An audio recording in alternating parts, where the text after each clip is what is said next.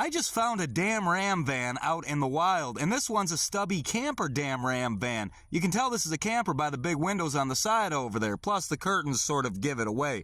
You could get this thing with a 3.9, a 318, which is a 5.2, or a 360, which is a 5.9. I don't know if you could get a 5.9 in a stubby, but you could definitely get a 5.2. It was the most common, and that's probably what this is. I really only remember a few things about these vans from the days they roamed the streets. The first was the placement of the window switch. It was over here by the mirror someplace. I just remember it being kind of weird. The next was the paint coming off above the windshield and across the front of the hood, exposing galvanized metal. They rusted out really fast too, even though they were made out of galvanized metal. The next was a lot of them caught on fire. I think they just leaked a lot. I don't really know why they caught on fire. People got the generations wrong a lot, too. The first generation ended in 1978, the second generation ended in 1993, and the third generation ended in 2003.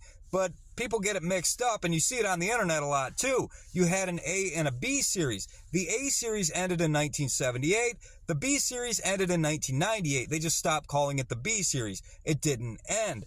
But people think that because they stopped calling it the B series in 1998, that the third generation was actually from 1998 to 2003. That just wasn't the case.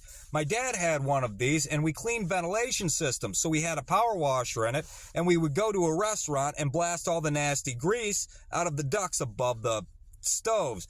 It was gross, but it was an honest living. It was really my first job, if you don't count working in a field when I was 8 years old, picking potato bugs. Even with my very well-trained eye, I cannot tell you exactly what year this is. I know by the grill it's between 94 and 98, but I can't narrow it down any more than that.